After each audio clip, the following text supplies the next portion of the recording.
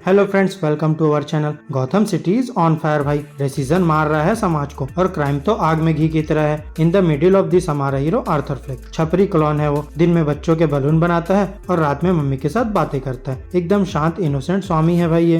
पर भाई के दिमाग में एक केमिकल लोचा है। उसको ये परेशानी है कि हंसी जब आती है रोक नहीं पाता, ऐसी ऐसी जो रोके ना रुके। पर ऐसा सिर्फ उसकी बीमारी की वजह से है। जब भी वो हर्ट फील करता है, मतलब जब उसको दिल से बुरा लगता है, तभी वो ऐसा बिहेव करता है। तो फिर क्या ये मुफ्त की दवाई लेता है सरकार की तरफ से? क्योंकि गौथम सिटी में तो ये बेसिक फैसिलिटीज भी फ्री में मिलती है। उसकी लाइफ उदासीन, मुश्किल और उस पे ये सब। उसका एक ही सहारा है स्टैंड अप कॉमेडी। ये सपना है उसका, माइक संभालने का और ऑडियंस को हंसाने का। फिर एक दिन मिलती है उसको सोफी, पड़ोसी वाली हॉट सिंगल मॉम, और यहाँ उसे जिंदगी अच्छी लगने लगती है। लेकिन ये तो गौथम सिटी है यार। यहाँ ट्विस्ट ऐसे आते हैं जैसे बॉलीवुड की फिल्म हो। बेचारा आर्थर क्लोनगिरी कर रहा था बच्चे के हॉस्पिटल में माहौल बनाने के लिए, और जेब में छुपा रखी थी वो रैंडल की बंदूक। लेकिन ये फ्लॉप जोक बन गया। बच्चों के सामने जब बंदूक दिख गई तो नौकरी भी उसके हाथ से चली गई, साथ में रैंडल भी पलट गया। बोला मैंने कभी दी थी बंदूक तेरे को? वाह क्या याराना है। ऐसे दोस्त हो तो दुश्मनों की किसको जरूरत पड़ेगी। फिर घर जाने के लिए वो अंडरग्राउंड में घुसा फुल मेकअप के साथ, और वहाँ उसे ऐसे आदमी मिल गए जो नशे में चक्कर खा रहे थे।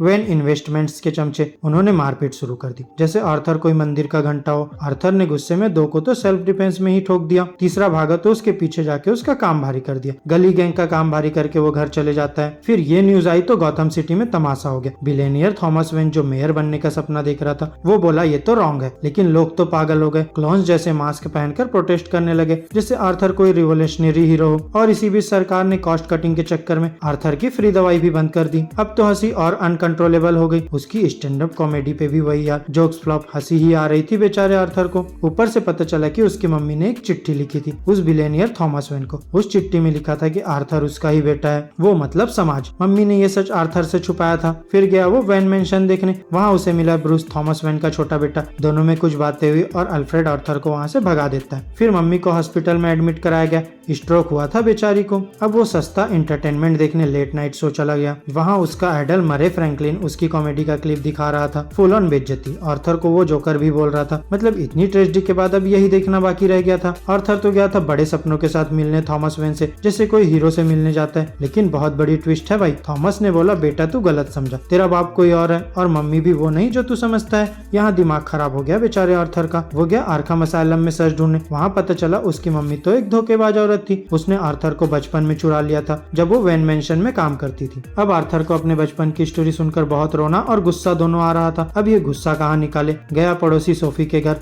यहाँ पता चलता है कि जो भी अब तक हुआ वो सिर्फ आर्थर के दिमाग में ही हो रहा था। मतलब जो भी उसने महसूस किया वो सिर्फ डिल्यूजन है, कभी वो रिलेशनशिप ही नहीं थी। यहाँ आर्थर के दिल के टुकड़े टुकड़े हो गए। गुस्सा और परेशानी के मारे आर्थर ने हॉस्पिटल में मम्मी को ही जान से मार डाला। बेचारी पेनी, उसकी गलती ही क्या थी? पर ये तो ट्रेलर था, पिक्चर अभी बाकी है। आर्थर को मरे फ्रैंकलिन शो में जाने का इनविटेशन मिला जैसे कोई बड़े सपने की पूर्ति हो। लेकिन आर्थर के दिमाग में तो कुछ और ही चल रहा था। यहाँ वो असली क्लॉन बनना स्टार्ट करता है, वही भाई का सिग्नेचर लुक। तभी उसके एक्स कलीग्स आ जाते हैं, रैंडल और गैरी। रैंडल को तो आर्थर ने मार डाला, लेकिन गैरी को छोड़ दिया क्योंकि वो कभी अच्छा आदमी था। फिर शुरू हुई भागदौड़, पुलिस पीछे आर्थर की और आर्थर के पीछे क्लॉन्स की क्राउड। ऐसा हुआ जैसे रेवोल्यूशन आ गई है गौथम सिटी में। सबवे में कैओस, पुलिस पिटाई खा रही है और आर्थर तो पॉपकॉर्न खाने का मजा ले रहा है। वो शो में पहुंचा और बोला इंट्रोड्यूस मी एज जोकर। सभी परेशानी का यही तो नतीजा था। शो में जाके वो ऑडियंस को परेशान करता है। फनी जोक्स के नाम पे वो सिर्फ बेइज्जती करता है। और यहाँ सबवे किलिंग भी कन्फेस कर देता है। सोसाइटी को थोड़ा गाली देता है और उस बेवकूफ मरे को भी सीधा हेडशॉट कर दिया, पट से हेडशॉट। इसके बाद उसे पुलिस ने पकड़ तो लिया, लेकिन गौथम सिटी में तो आग लग गई। फैंस ने आर्थर को जेल से बाहर निकाल लिया। वैसे भी ये तो वही लोग थे जिनके लिए आर्थर ये सब कर रहा था। आर्थर तो बन गया हीरो उनका। फिर पुलिस की गाड़ी में खड़े होके वो डांस कर रहा था और लोग चीयर कर रहे थे। सीन कट होता है और वो एक साइकेट्रिक वार्ड में है और वो यहाँ भी हंस रहा है और साइकेट्रिस्ट को कहता है कि वो एक जोक के बारे में सोच रहा है जो वो नहीं समझेगी। और मूवी का दी एंड हो जाता है। और अगर वीडियो अच्छी लगी हो तो वीडियो को लाइक करे और चैनल को सब्सक्राइब कर ले, साथ ही बेल आइकन भी प्रेस कर ले, जिससे हमारे लेटेस्ट और इंटरेस्टिंग वीडियोस के नोटिफिकेशन आपको मिलते रहे। तब तक के लिए bye bye and take care दोस्तों।